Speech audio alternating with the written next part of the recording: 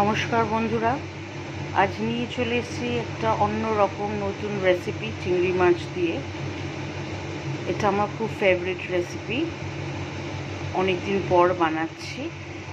চিংড়ি মাছগুলো বেশ এরকম সাইজের, খুব একটা বড় না, খুব একটা ছোটও নয়।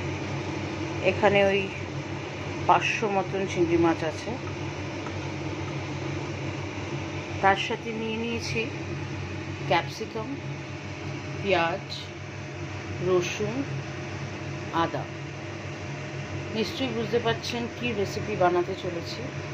দেখা যাক শেষ অবধি কী হয়। মিক্সার গ্রাইন্ডারে দিয়ে দিলাম আদা, রসুন, শুকনো লঙ্কা, কাঁচা লঙ্কা। এটার একটা পেস্ট করব। চিংড়ি মাছটা ম্যারিনেট করব, তার জন্য একটু আটা নিয়েছি, একটা ডিম নিয়েছি, নুন নিয়েছি, আর হাফ পাতিলেবু দিয়েছি। এবার এটাকে ভালো করে মাখবো। চিংড়ি মাছটা মাখিয়ে রেখে দেওয়া হলো কিছুক্ষণ। ততক্ষণ প্যানে তেলটা গরম করতে বসিয়ে দিয়েছি। এই যে প্যানে তেল দিয়ে দিয়েছি, খুব একটা বেশি তেল দেবো না। এরপরে তেলটা গরম হলেই চিংড়ি মাছগুলো একটা একটা করে ভাজবো। এই যে চিংড়ি মাছগুলো ভাজতে দিয়ে দিয়েছি। গ্যাসের ফ্লেম খুব একটা হাই করব না, যাতে কালো কালো ভাবে ভাজাটা না হয়। It will be golden brown. দেখুন চিংড়ি মাছগুলো উল্টে পাল্টে দিচ্ছি। এই ভাজা চিংড়ি খেতেও খুব ভালো লাগে। চিংড়ি ব্যাপারটাই খুব ভীষণ প্রিয় সবার। চিংড়ি মাছগুলো সব ভাজা হয়ে গেল। এবারে সেই তেলেই দিয়ে দেবো ক্যাপসিকাম,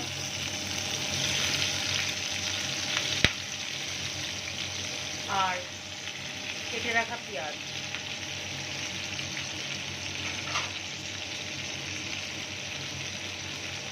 তারপরে একটু এগুলোকে সটে করবো কিছুক্ষণ। হ্যাঁ, বানাতে চলেছি চিলি প্রন। আপনারা জিজ্ঞাসা করতেই পারেন যে কর্নফ্লাওয়ার কেন দিলাম না ম্যারিনেশনের সময়, বা আটা কেন ব্যবহার করলাম, ময়দা কেন নয়। আমার রান্নার একটাই ট্যাগ হচ্ছে easy to cook, easy to digest, আর হেলদি খাওয়ার। তো ময়দাটা আমি হেলদি মধ্যে ধরি না। ময়দার যে কাজটা সেটা আটা দিয়েও হয়, তাই আটাই নিলাম। আর সত্যি কথা বলতে কর্নফ্লাওয়ারটা বাড়িতে শেষ হয়ে গেছে, তাই কর্নফ্লাওয়ারটা দিয়ে নিই। রান্নার একই রকম হবে, কোনো অসুবিধা নেই। এটা হালকা ভাজা ভাজা হোক।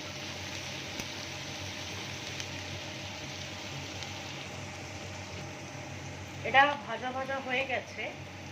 তারপরে মিক্সিতে পেস্ট করে রাখা কাঁচা লঙ্কা, শুকনো লঙ্কা, আদা, রসুনের যেই পেস্টটা, সেটা দিয়ে দেবো।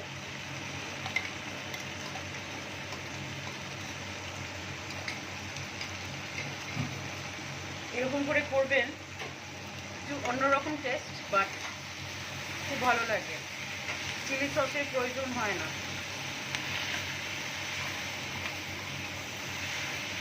আমি কিন্তু এখনো অবধি নুনটা দিইনি, নুন একটু পরেই দেবো।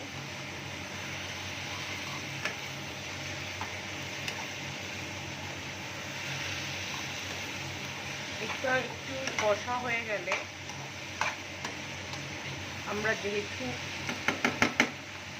বাঙালি, তো বাঙালি চাইনিজ ডিশে অল্প সামান্য, একদম সামান্য চিনি পড়ে। আর তার উপরে তো আমার মেয়ে খাবে, একটু আমাকে চিনি দিতেই হবে। ও একটু মিষ্টি মিষ্টি পছন্দ করে। চিংড়ি মাছও ফেভারিট।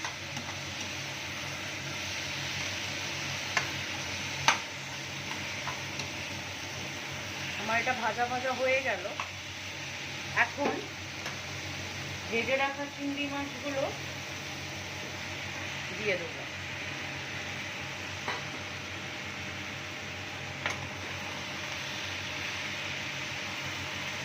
ভেজে রাখা চিংড়ি মাছটার সাথে এটাকে ভালো করে মেশাবো। এখন কিসের সময় বলুন তো, যেহেতু আমি চিলি সস দেব না, আমি চিলি ব্যাপারটা দিয়েই দিয়েছি, এখন হচ্ছে টমেটো সস আর সয়া সসের পালা।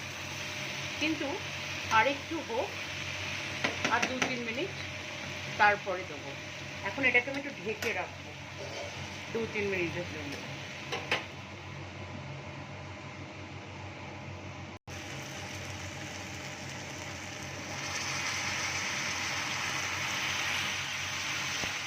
দুই থেকে আড়াই চামচ মতন সয়া সস।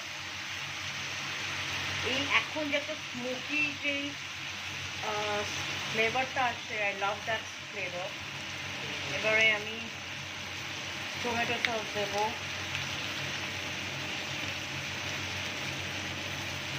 কিষানের টমেটো সস,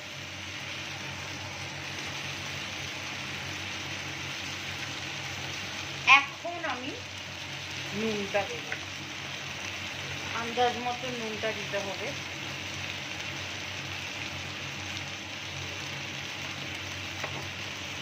রান্না করতে করতে একটা আন্দাজ চলেই আসে কতটা কি নুন পড়বে, কি ব্যাপার।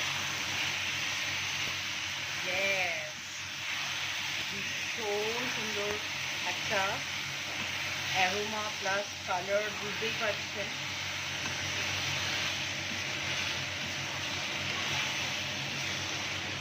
একদম রেডি, বাট একটু হালকা গ্রেভি করব, তাই জন্য গুলে রেখেছিলাম। আমি শুরুতেই বলেছি আমি ময়দাটা ব্যবহার করিনি, তো একটু আটা দিয়েই করে রেখেছিলাম।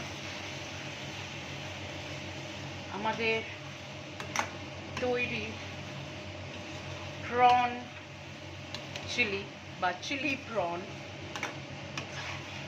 গোলমরিচটা দেবো না, প্রচণ্ড ঝাল হয়ে যাবে। আপনারা ইচ্ছে করলে গোলমরিচটা দিতে পারেন। Easy to cook, easy to digest থেকে চিলি প্রন রেডি।